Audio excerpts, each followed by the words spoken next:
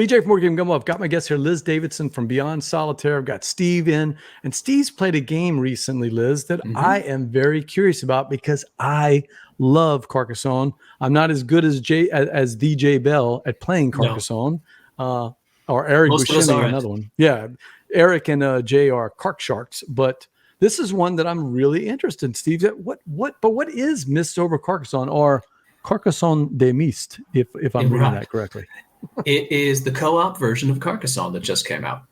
And so it has it can be soloed, or you can play it co-op. Really? A solo Carcassonne? Solo Carcassonne. Well, that one I think it has the ghosts in the mist are the pandemic diseases that come out as you place your tiles.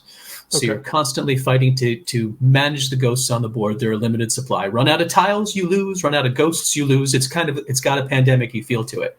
But it keeps the best stuff of Carcassonne. And perhaps the one that is the hardest for people who are new players to get is the idea of the farmer. The laying the farmer down in the field is a tough one for people to wrap their heads around with scoring. That's kind of gone from this. But you've got the cities, you've got the roads. And the way you manage the ghosts coming out is that you're basically playing to get to a point total. But when you score your features, you have the choice of taking those in points or using that instead of scoring to get ghosts off the board.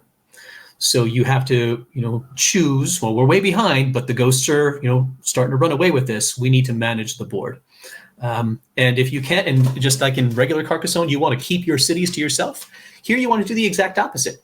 You want to leave room for somebody else to join your city.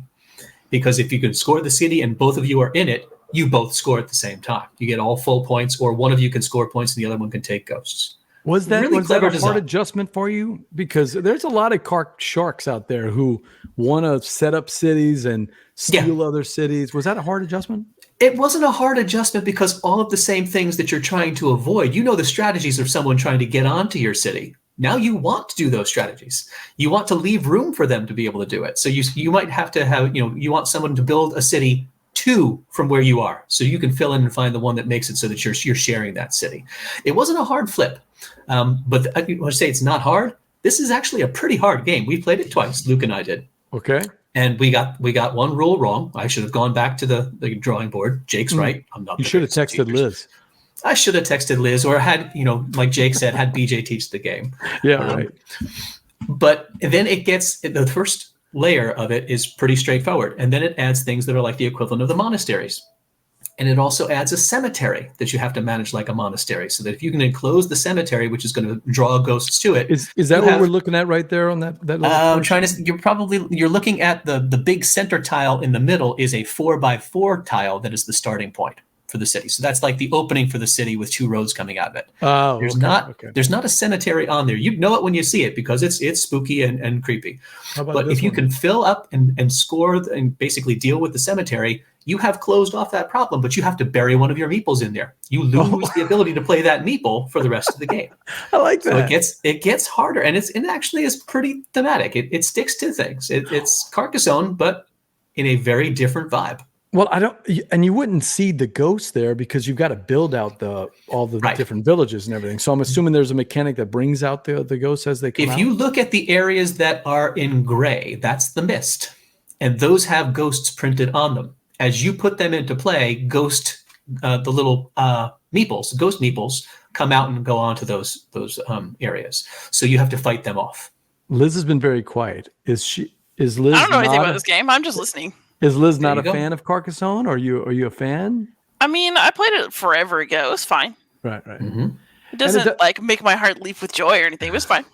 No. And it doesn't play solo until this, as far as at least I've never seen anybody play Carc solo. But I have always enjoyed Carcassonne because I've played with people that are pretty cutthroat, and I don't mind a cutthroat game if I know going in that there's going to be some serious player interaction. Liz, how do you feel about player interaction? As long as you know it's coming?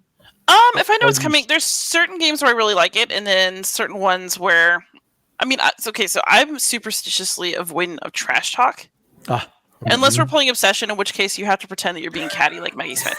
An Obsession fan, Steve. This is perfect. I love Obsession very much.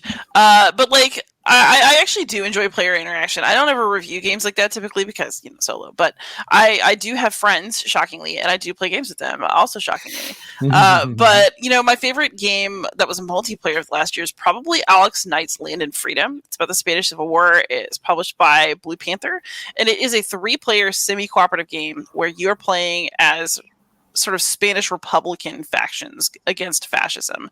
So one of you is the communists, one of you is the moderates, and one of you is the anarchists.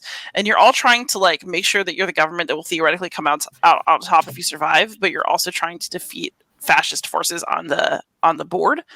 And it's so mean, and the things that you can choose to do, it's such a stark choice between doing what you need to do not to lose together and also doing what you need to do to win.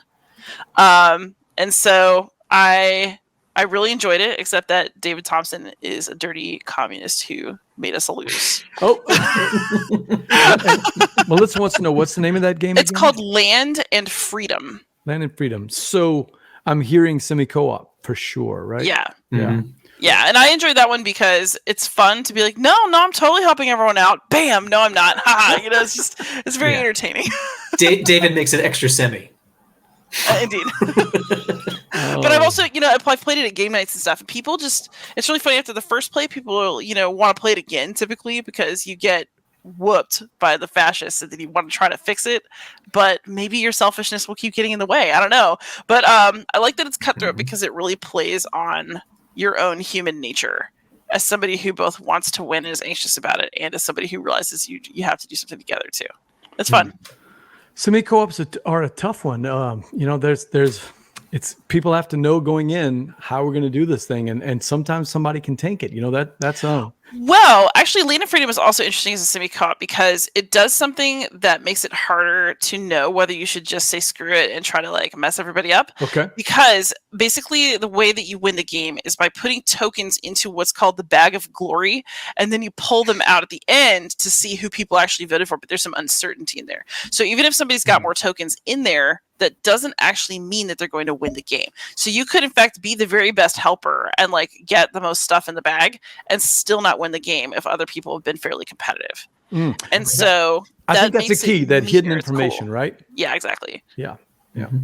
Now, Mists Over Carcassonne, is that available now, or is that still? It is available now. Yes, it should be available now, and you should be able to find it for high 20s, low 30s.